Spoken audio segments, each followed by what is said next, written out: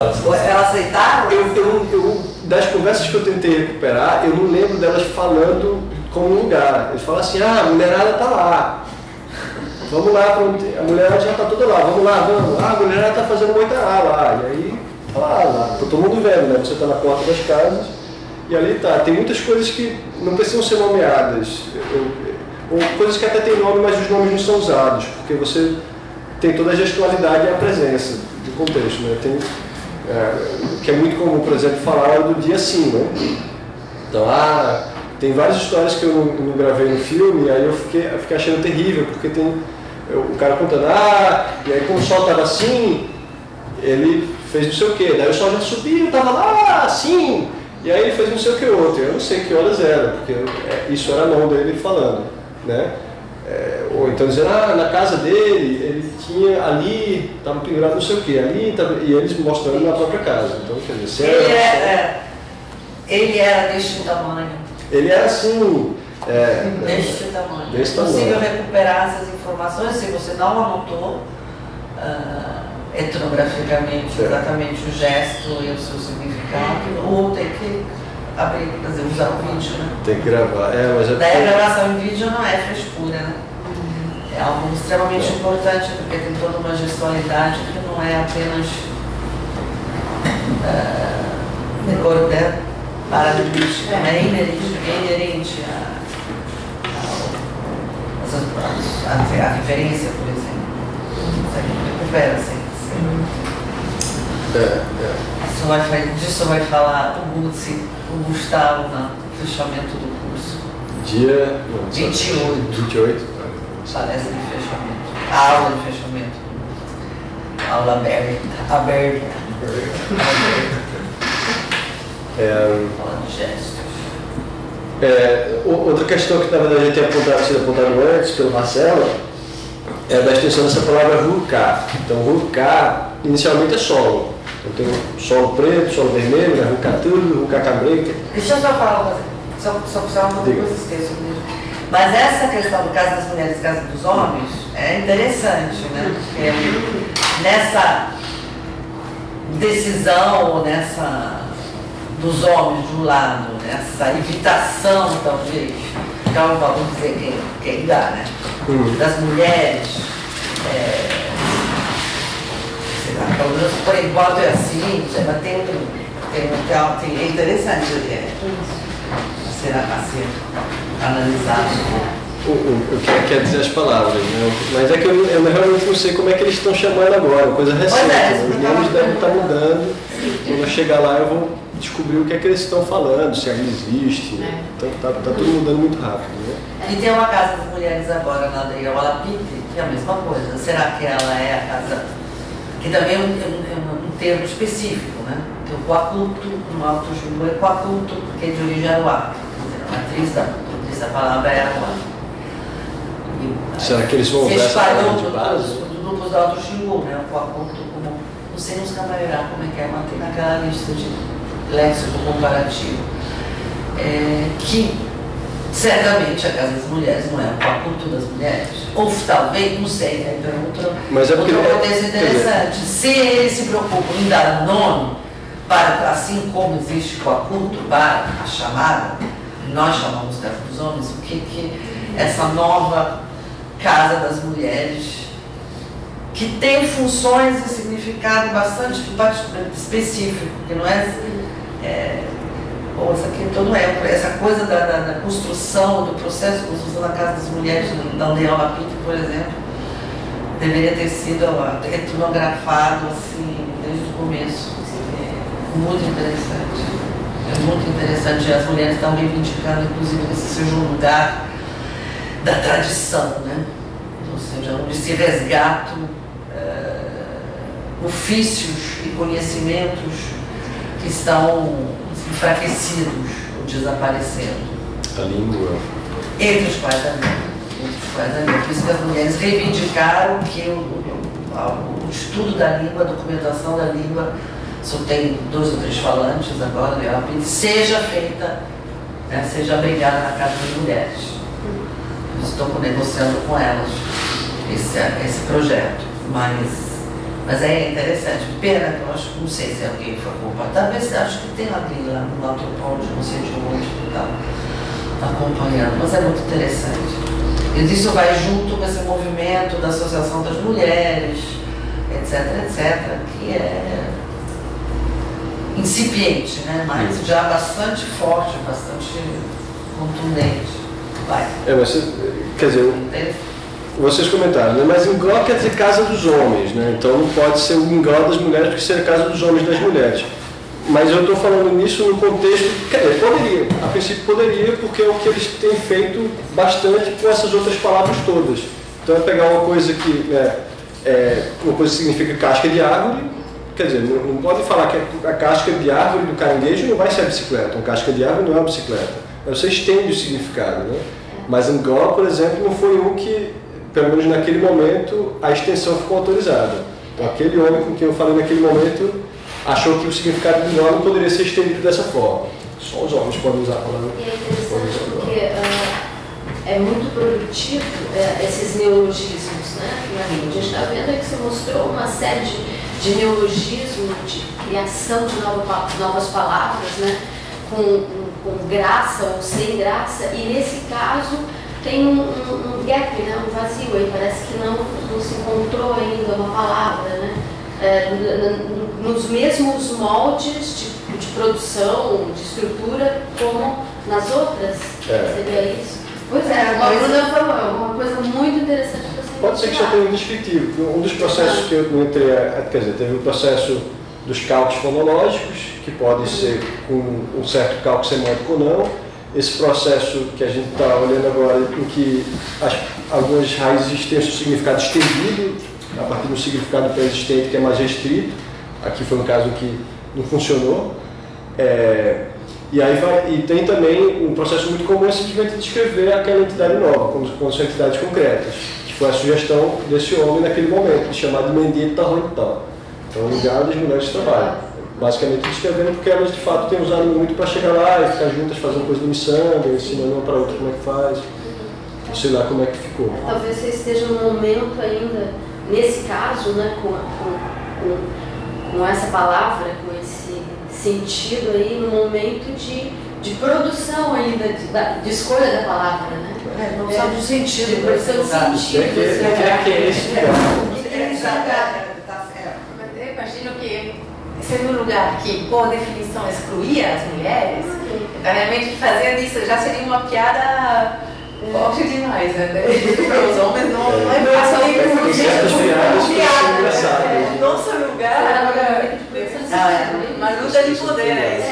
Então, eu tinha que perguntar para uma mulher para ver se ela achava engraçado. É isso, vamos ver o que as mulheres acham. Porque seria, no caso, se fosse mulher gá, aí é o caso das mulheres com pênis na coxa. Exatamente. Então, que vai por um caminho extremamente perigoso, né? Porque as mulheres com pênis na coxa acabam matando todos os homens, né? Elas matam e aí depois não sei como é que sobra, não entendo muito bem essa história. Tem um vídeo maravilhoso que são as mulheres guerreiras. As mulheres guerreiras dos conselhos. Muito interessante. Eu acho que eu vi. É muito, esse vale a pena você vai passar, porque é muito bom. O Zé ganhou o festival Cinema Íntimo Canarana em primeiro lugar. O que é? Foi dado às mulheres Camaiurá. Uma velha Camaiurá defendeu o voto para, quer dizer, a escolha para ser o melhor filme. E não é do. Isso foi há alguns anos atrás. Foi essa que uma velha Camaiurá fez um longo discurso em Camaiurá dizendo.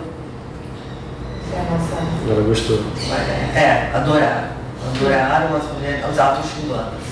Porque Nossa, esse que vai ganhar de todos os que foram presos, que estavam na competição do Festival do Cinema do Canadá. Foi um super evento. Esse é um sentido que eu percebo uma mudança lá nos Quincedes, né? Porque tradicionalmente os Quincedes são muito. A gente tem uma cultura muito masculina. Ou talvez não, ou talvez seja por causa da morte do roubo das mulheres, né? Que foi o começo da história deles. Mas hoje em dia eles procuram muito mais ter as coisas junto com as mulheres, né? Eles gostam das festas do alto, porque mulher também dança junto. as mulheres adoram o Yamurecumã. Yamurecumã parece carnaval na Bahia, assim, sabe? Tem pré-carnaval, pós-carnaval, carnaval fora de época. Não sei como é que toda vez que eu vou na aldeia, Yamurecumã de alguma forma. Né? E agora tem o caso das mulheres. Eu vou assinar isso não, que eu estou falando aqui. Exatamente. Eu estou aqui.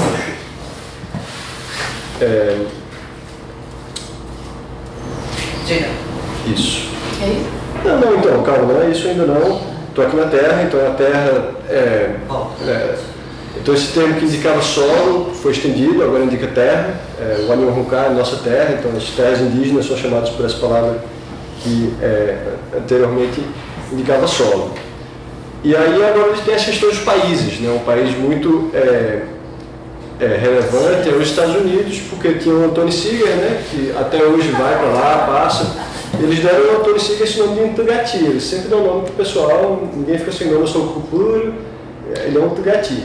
Então tinha um Ntugati Pató, que para eles era uma cidade, que era a cidade de onde vinha o Ntugati, né? E aí chamavam Ntugati Pató, hoje em dia eles sabem que é os Estados Unidos. E Pató, na verdade, significa cidade ou aldeia, né? Então é uma cidade que foi, uma palavra que foi estendida. Então, recentemente eu estava presenciando um homem explicando para a família dele que o Ntugati Pató não é uma cidade mesmo, é um país, que aí eles já chamam de Ruká, uma terra, né, que é grande feito o Brasil. Então eu, fazendo meu doutorado lá, eu não estava na verdade perto do Ntugati. Eu sempre perguntava, você tem visto o Ntugati? Porque eu estava no Ntugati Pató. Ele explicou, não, na verdade o Ntugati Pató é grande, Pató é mesmo, cidade mesmo, são separados, é muito longe.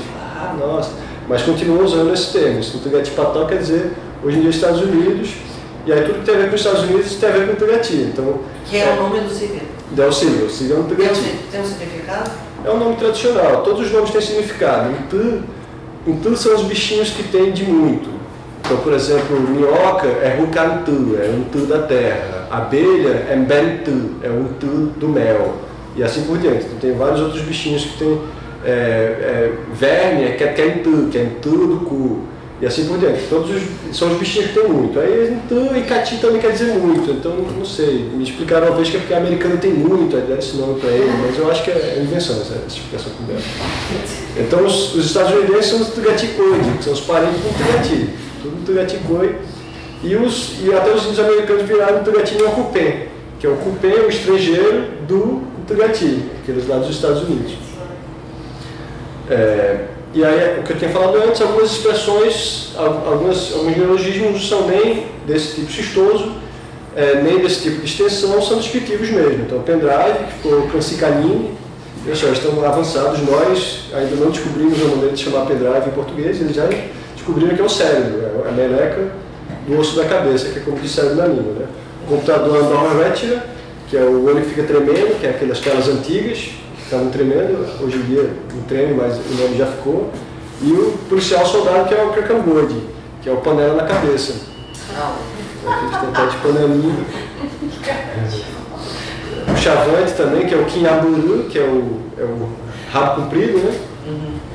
E o Crocs, que eu fui de Crocs da outra vez, eles falam que tem esse nome, Pihuahuaicó, que é o sapato do cururu. Claro, óbvio, né?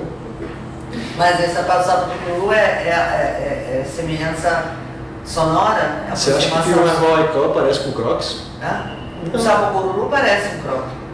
Sim, esse visual. O Croc parece um sapo cururu. Isso. Na minha visão. Tem um xiste aí nesse neologismo, né? Mas não tem a questão sonora. Então tem o xiste e tem o descritivo ao mesmo tempo. Tá. Né? Pihuahuaicó, é o sapato do sapo cururu. Pois é, então é isso aí que eu queria mostrar, esses 3 tipos diferentes de forma de formar neologismos, né? A gente tem um tipo mais antigo, que corresponde aos primeiros contatos dos quincedes com os estrangeiros, que foram os estrangeiros lá do Alto Xingu, em que naquele momento eles sobretudo estendiam o significado de palavras que já existiam na língua e formavam descritivos a partir dessas palavras. E no momento mais recente, que eles entraram em contato com os falantes de português e aprenderam a falar português, eles, ainda querendo falar dentro da língua quando possível, né, esse desejo de pureza que eles tinham, eles inventaram essas formas de emprestar sem emprestar, que é usar palavras da língua que significam uma coisa na língua, parecem com o que quer dizer em português, mas não quer dizer o que quer dizer em português, quer dizer alguma coisa engraçada. E isso é sobretudo produtivo para nomear conceitos abstratos e novos do tipo suplente, que não dá para descrever. E finalmente, para os objetos concretos, eles usam muitos descritivos, que aí cabe. E era isso. Então você acha que esses tipos são, quer dizer, a semelhança sonora passando pelo xiste, passando pela ironia, vai mais para entes abstratos. Isso é mais recente e é mais para entes abstratos. É mais recente? É mais recente, porque ele depende da fluência em português. É só engraçado para quem fala quincede em português, porque você entende o que quer dizer quincede, que é uma coisa absurda, e você sabe o que é aproxima em português, que é outra coisa conceito que você entende. São conceitos novos, né, do tipo aposentadoria. Ninguém nunca achou que você ia ficar velho e aí alguém ia dar dinheiro para você poder, quer dizer, é um conceito completamente novo. Para né? seus netos. Para os seus netos comprarem biscoito. Ou essa questão do ganhar do futebol, que também precisou ser emprestado porque é um ganhar de tipo diferente, vender. Então são conceitos abstratos que não dá para simplesmente descrever como você faria com os objetos concretos. E aí, enquanto a maioria dos grupos indígenas brasileiros o que faz é emprestar simplesmente, que é o mais prático. Do português. Emprestar direto do português e falar com uma digestão fonológica ou não, dependendo de quão bem aquela pessoa em específico fala em português, talvez até como um símbolo de prestígio poder falar exatamente como em português, né? Poder fazer o code switch bem bonitinho, talvez não, mas entre os quinceiros parece que o sinal de prestígio é conseguir falar tudo em quinceiros, não botar nenhuma palavra em português.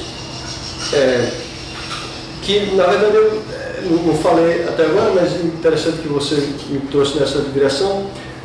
Isso tem a ver com uma política linguística recente que veio junto com essa terra nova deles, que eles conseguiram aí na década de 90. Então, quando eles ainda estavam morando no parque, lá no Diawaru, eles estavam num movimento de desapego das coisas tradicionais. Eles gostavam muito de forró, eles tomavam uma cachaça boa, faziam algumas festas do alto, algumas não. Eles usavam muitas palavras que eles aprenderam no alto. Então, o branco era caraí. Né? Eles tinham outra palavra para dizer mandioca, que não era a que eles usam hoje em dia, que é a palavra nativa. Então eles entraram, depois que eles conseguiram a terra, teve também a questão daquela campanha da Grandene, não sei se vocês ouviram falar, Marcelo também tem um artigo a respeito. Gisele Bündchen foi lá, era uma propaganda de uma chinela, a chinela queria que tivesse uma pintura Chinela? Isso, chinela. Era para ter uma pintura quincede e a Gisele Bündchen era para ser pintada com a pintura quincede. E aí eles se depararam com o fato de que eles não conheciam nenhuma pintura feminina quincede, só conheciam pinturas femininas do alto. E aí rolou uma pinturogênese, uma velhinha lá que dizia, eu lembrei de alguma coisa, inventou, lembrou, criaram e aí, pum, agora tem a pintura feminina recuperada. E talvez nesse momento, aí eu não sei porque eu não estava junto, mas certamente a partir desse momento eles passaram a ter essa preocupação coletiva de limpar a língua, inclusive não somente das influências do português, mas também das influências das línguas alto-chibuanas, dos cupém. E essa preocupação vai até hoje. Que é um aspecto do processo de revitalização linguística. É um processo de revitalização linguístico-cultural que vem junto com a revitalização das festas, né? As várias festas que eles não faziam mais, começaram a se preocupar em fazer. O Wanawá estava num estado muito pior, né? E da cultura também, eles já estavam bem ribeirinhos já no momento que eles decidiram se juntar e eles já estavam num momento que eles eram pequenas famílias de ribeirinhos que catavam borracha. E não, mas a gente é Wanawá, vamos se juntar. Não. Mas é mais fácil você recuperar a festa, o jogo, a dança do que a língua. As próprias canções você consegue recuperar sem precisar saber a língua, sem precisar saber o que você está cantando. Mas falar na língua é mais complicado. Mas existe um momento que é uma novidade, digamos, de querer, de desejo, de vontade, com certeza. Que decorrência do revival cultural iorubá. Que teve a ver também com a terra deles, né? Eles conseguiram a terra e foi nesse momento que eles começaram. Então, mas as coisas são absolutamente ligadas. Eu achei absolutamente fascinante, claro, tem a ver com esse momento histórico que eles estão vivendo, mas eu fui pensar muito também nos jogos de linguagem, por exemplo, nos cantos xamânicos. Né? Realmente eu não conheço muito detalhe nessa área, mas mais da parte do Finetante andino, por exemplo, com esse povo tucano ocidental com quem eu trabalhei, algumas das metáforas cosmológicas e da maneira como as coisas são referidas nos cantos xamânicos, quer dizer, desde o ponto de vista dos espíritos, também tinha esse aspecto da piada, da jocosidade. Então eu não sei, claro, não sei no caso dos espíritos de sede, se haveria evidências desse tipo de construção de novas nomeações anteriores a esse processo. Talvez, não sei, nos cantos, em algum tipo de narrativa que expressasse principalmente a relação com o outro. Porque eu acho que é um processo muito interessante de não se domesticar o outro, mas através da piada você pode ir do ponto de vista do outro, ao mesmo tempo você incorpora ele. Então eu acho que é um processo muito interessante. A ironia, o riso são instrumentos super eficazes e poderosos de incorporação.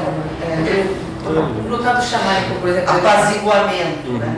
Rir junto, quer dizer, quando você canta, no caso do Cuicuricus, quando eu cantei meu canto Coambã, 81, isso marcou uma mudança na minha relação com os Cuicuros, né?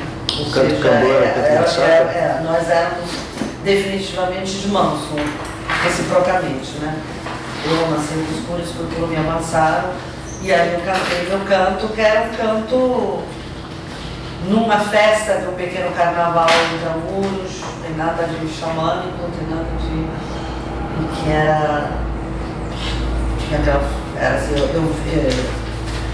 eu vim para espionar todos vocês, eu vim para roubar todos vocês. Eu tinha que cantar isso milhões de vezes, andando de casa em casa, de casa em casa. Não foi o único Coambã que eu cantei, mas em 81 foi o Coambã que marcou essa mudança na relação. Depois eu realmente, a partir desse momento eu me senti em casa no Cuicuru. Mas o que tinha ainda de tensão, né, que desapareceu, realmente foi muito limitado. E quem foi que fez as letras? Que compôs? Um cara mais velho, Eu tinha feito outra antes, falando da minha sogra, porque eu achava que... Você tentou ser tradicional. Porque eu vi que a coisa de falar da sogra. Porque esse Coambã são cantos, mensagens, como são todos os cantos profanos, não xamânicos. Cantos, mensagens, então, a mensagem, tipo assim, na casa da minha sogra em Brasília, eu emagreço porque ela não me dá comida, estou emagrecendo, estou emagrecendo, vou morrer, aquelas coisas, né? Mas não faz nada engraçado pra eles. Eles não conhecem a sua sogra, não sabem quem ela é, não sabe, né? Não conhecem a relação. Não, é mentira, mas eles não conhecem a sua relação com sua sogra, não tem graça.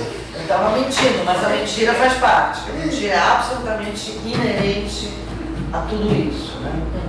Tem que, aspas, aonde, né? Mentir. Mas o seu Cambu... A criatividade da linguagem é criar mundos possíveis, né? Não interessa se são reais ou não, isso é absolutamente secundário. Mas é esse aqui que foi, me mandaram cantar, porque não é assim, você canta se você quiser, não, você vai cantar e acabou. Foi a entrega para eu cantar. Isso eu vim aqui. Não, é verdade. Eu vim aqui para espionar todos vocês, eu vim aqui para roubar todos vocês. Na minha, quer dizer, era verdade, absolutamente, porque desde 76, quando foi a primeira vez que eu canto, eu obviamente estava lá espionando. O que o antropólogo faz? Já que eles só conheciam os antropólogos, não sabiam o que era um linguista, tiveram que construir, né, uma identidade de linguista. Todos são antropólogos. O antropólogo fica lá espionando, se metendo na vida dos outros, anotando tudo, escrevendo e falando da vida dos outros, né, pelo mundo afora. Bom, e espionagem, né? Quer dizer, é uma tradução muito aproximada de um termo na língua Guipuro, que na verdade não é espionar, é uma tradução, na verdade é o que faz. Você dorme com o seu inimigo, você transa com o seu inimigo, você faz sexo com o seu inimigo para poder ter informações, para poder ter acesso aos seus segredos. É bem espionagem. Mas a gente vai ver, mas esse é o que tem que fazer. Se você quer saber um segredo muito importante, politicamente, assim, crucial, faz de uma maneira em que você se torna ágil, né? Temporário, namorando, para poder capturar um segredo. Os segredos, inclusive, se compram, né? Faz parte, quer dizer, se eu sou homem e eu transo com você, né, não tenho uma relação sexual com você, eu posso te pagar com objetos, evidentemente, porque sexo é pago, né? Porque vagina tem preço, tem valor, tem preço, é muito caro. Então, ou te dando um segredo que você está querendo saber. Um pagamento do sexo, do pagamento da vagina é isso. Pode ser feito no mesmo rede ou com um segredo. É muito complexo. Aí que as coisas começam a circular. Mas é isso que eu traduzi na tradução do canto como espionar. Mas é isso, é dormir com o inimigo para capturar um segredo. Que eu achei assim, perfeito. Tudo fazia sentido, tudo começou a se encaixar nos devidos lugares, né? A minha relação com eles, como eles me viam, que também não era nenhuma surpresa, porque seria aí realmente desonesta se eu dissesse que eu estava lá, assim, ai meu Deus, eles estão, né, me atribuindo estão me chamando de espiã, na verdade eu sempre soube que era uma espiã, é só cair na real. E roubar, estávamos ainda naquele contexto em que branco rouba, né? Branco rouba a língua, branco rouba histórias, branco rouba pintura? Tudo. Branco rouba tudo. E é mentira? Não. Mas é engraçado. Não é mentira. Não é mentira. Então esse é o meu canto, foi uma catarse. Foi uma catarse fundamental no Divisor de Águas. E era claro que tinha, porque eu estava me denunciando. Essa era a ironia, essa era o divertido, essa era o engraçado. Era engraçado, eles davam risada quando você vinha cantar. Porque o riso nesse momento faz parte da catarse, é da virada. Tem que rir, não chora. O riso é catarse, é fundamental. Sem riso, isso não teria acontecido. Então, um pouco essa né, fundamental, o riso, a ironia, o riso, que faz parte dessa, não sei porque, os autoxingando amansam, né, amansaram os brancos, né, são sempre amansando os brancos, o tempo inteiro. Não sei se talvez isso seja também nos quinceis. Eu acho que esses são G mais autoxinguanos que tem, né? Tem um episódio que o Antônio Silver conta da época. Tanto que as mulheres, as hipermulheres G têm pinto na coxa. As mulheres são muito autoxinguanas, né? Porque as hipermulheres autoxinguanas transformam o clítoris no protopênis, né? Não era na coxa? Não, eles fazem porque a tanajura, a família tanajura, pique o clítoris. Para o clítoris ficar mais protuberante, inchado. Então é um projeto de pênis no lugar em que é o projeto de pênis feminino do clítoris. Também nada de surpreendente aí, mas é diferente. E são barbudas, né? As mulheres, as hipermulheres quincejos são barbudas. Né? Como eram os quincejos antigamente. Como eram os quincejos antigamente. E as hipermulheres autoxinguanas são hipermulheres, inclusive no sentido de são. Elas são a quintessência, né? Da beleza, a quintessência, que inclui o fato delas usarem os efeitos masculinos.